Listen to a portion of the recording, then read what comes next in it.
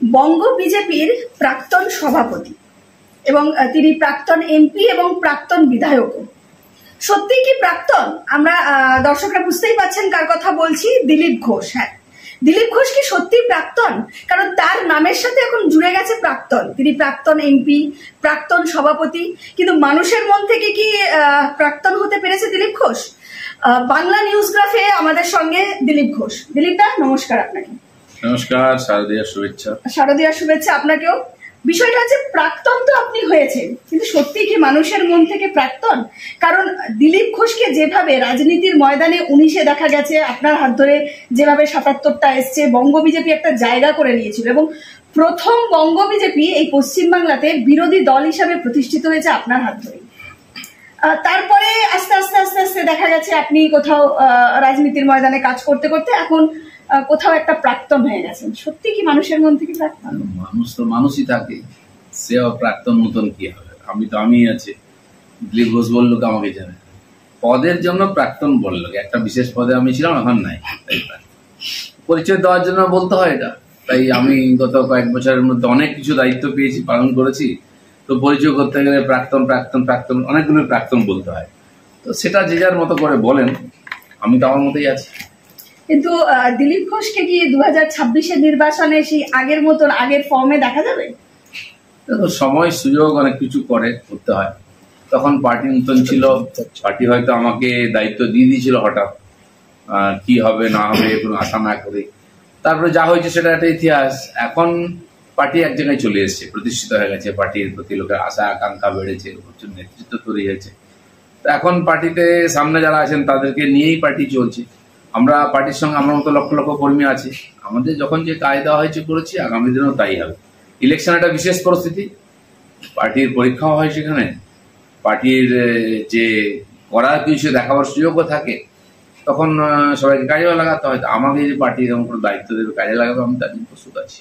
দিলীপ, 77 ছিল, 18 ছিল, সেখান থেকে কিন্তু কমে কমে 12-তে এসে গেল। মানে এটাও কি কাঙ্ক্ষিত? কারণ যেভাবে বিজেপির লোড ছিল, সেখান থেকে দাঁড়িয়ে তো 18 থেকে 22 হওয়া উচিত, 25 হওয়া উচিত, যদি ক্ষমতাতেই আসা যায়। কারণ ক্ষমতা নিতে চায় বিজেপি, সরকার পরিবর্তন করতে চায়, সে জায়গায় দাঁড়িয়ে 18 থেকে 12। আপনার হাত ধরে যদি 18 হয়, তাহলে কি নেতৃত্ব এলো যে নেতৃত্বের জায়গায় দাঁড়িয়ে 12-তে নেমে গেল?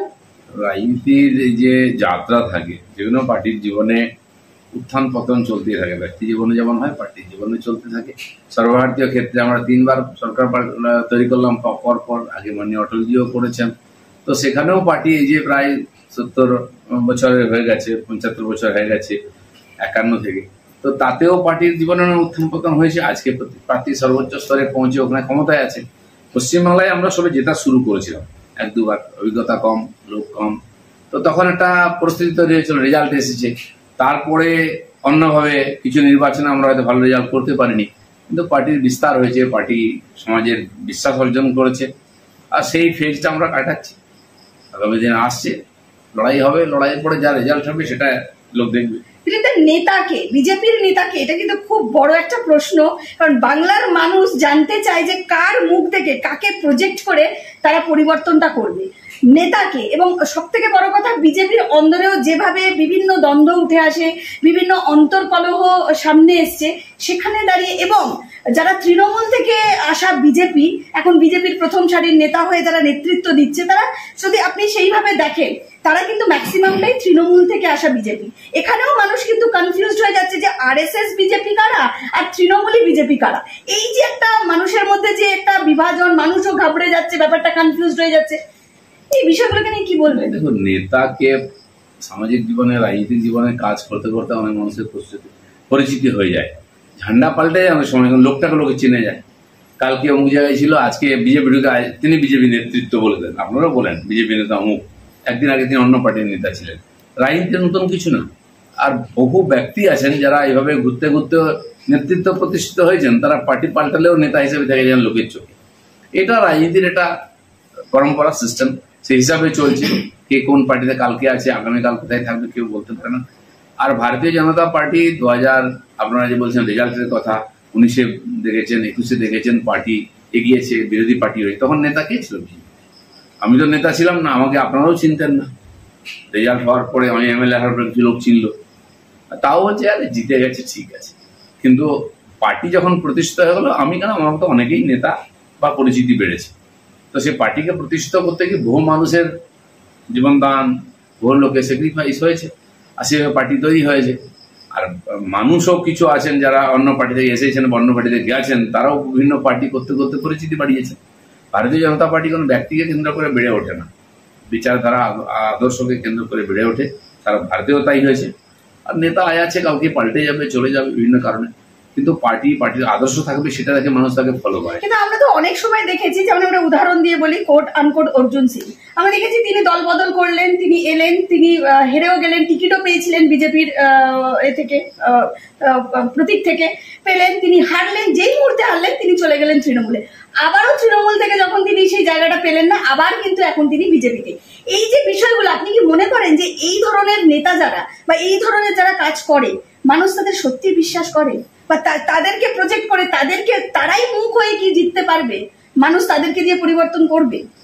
গত 10-15 বছরে যে রাজনীতির আবহাওয়া চলছে, সেখানে আমিও সক্রিয় রাজনীতি আসলে দেখলাম, এরকম বহু লোক এলো, বহু লোক চলে গেল।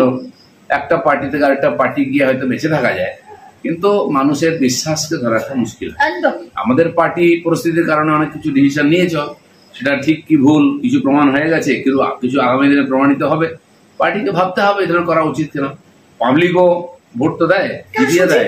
সুচিত্রা বলে একজন জয়েন করেছেন, তার পূর্ব পরিচয় আমি সেই নিয়ে বিস্তারিত যাচ্ছি না। এই ধরনের মানুষরা যদি জয়েন করছে, সেখানে উপস্থিত কে? একদম প্রথম সারির বিরোধী দলনেতা শুভেন্দু অধিকারী এটসেট্রা অনেকেই। সেখান থেকে দাঁড়িয়ে দিলীপ দা এই ধরনের মানুষরা জয়েন করছে, তাহলে কি মমতা বন্দ্যোপাধ্যায়ের মতন সক্রিয় রাজনীতি যিনি করেন, তীক্ষ্ণ রাজনীতি করেন, তার বিরুদ্ধে পরিবর্তন করা এত সহজ? কি মনে হয়? দেখুন, অনেক পরিবর্তন পৃথিবীতে হয়েছে বিভিন্ন কারণে, কোনো ব্যক্তির জন্য নয়। যখন প্রবাহ চলতে থাকে, সেই প্রবাহেতে অনেক লোক চলে আসেন, অনেকে হারিয়ে যান, তাতে ওইটা ওই একটা ফ্যাক্টর মনে হয় না কিছু। ওরা যখন স্রোত কেটে যায়, যখন স্রোত ঝিমির হয়ে যায়, যখন বন্যা চলে যায়, জল পরিষ্কার হয়, তখন বিচার করতে হয় যে কোনটা ঠিক কোনটা ভুল, কে ঠিক কে নয়। পার্টিকেও বিচার করতে হবে। যখন হাওয়া থাকে তখন সব ঠিক থাকে, যখন হাওয়া পড়ে যায় তখন বিচার করতে হয় ঠিক কি ভুল। তো অনেক কিছু ডিসিশন অনেক সময় হয়ে যায়, তখন এটার গুরুত্ব অত বোঝা যায় না, মনে হচ্ছে পজিটিভ হবে, কিন্তু পজিটিভ নাও হতে পারে। দিলীপ দা, সামনে দুর্গাপুজো, দুর্গোৎসব, বিজেপি প্রথম বছর দুর্গোৎসব করেছিল, তারপরের বছর বন্ধ করে দিয়েছিল, আবারও দুর্গাপুজো করছে। মানে এই যে আমাদের নিয়মই আছে সনাতন ধর্মে যে 3 বছর পর পর করতে হয়, কিন্তু এই ট্র্যাডিশন ভেঙে কিন্তু বিজেপি 1 বছর বন্ধ করে দিয়েছিল।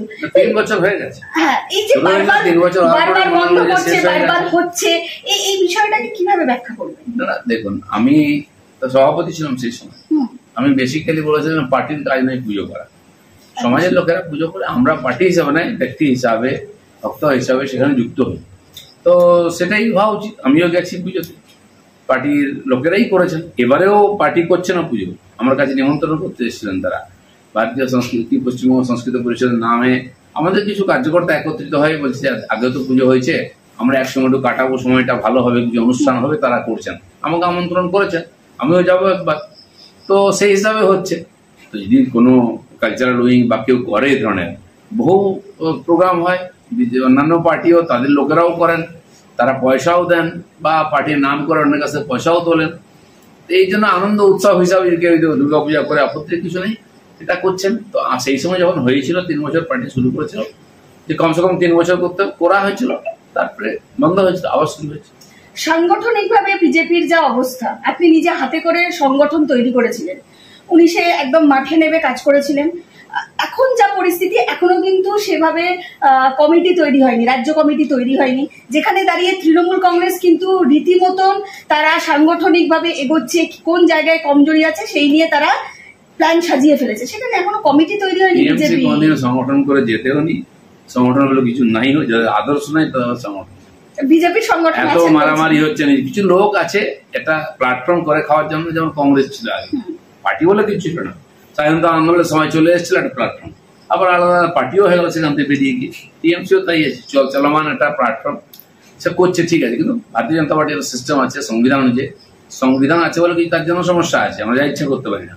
1 বছর ধরে আমাদের সেই সংগঠন পর্ব চলছে, সদস্য, সাধারণ সদস্য, সক্রিয় সদস্য, কমিটি ইত্যাদি, সে প্রক্রিয়া চলছে।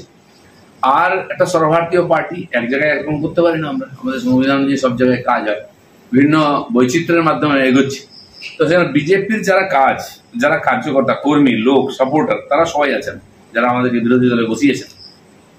পার্টির এই সিস্টেমটা পুরো হয়ে গেলে পার্টি যখন নির্বাচনী প্রস্তুতি শুরু করে দেবেন, সভা সমিতি, তখন সবাই আবার লেগে পড়বে।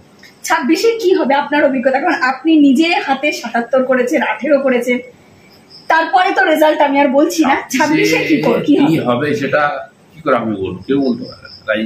মানে আপনি তো সংগঠন তৈরি করেছেন বিজেপি, আপনি তো জানেন কি অবস্থায় দাঁড়িয়ে আছে। আমি যখন সংগঠন করেছি, সংগঠনের দায়িত্ব ছিলাম, আমি বুক ঠুকে বলতাম এই করবো তাই করবো।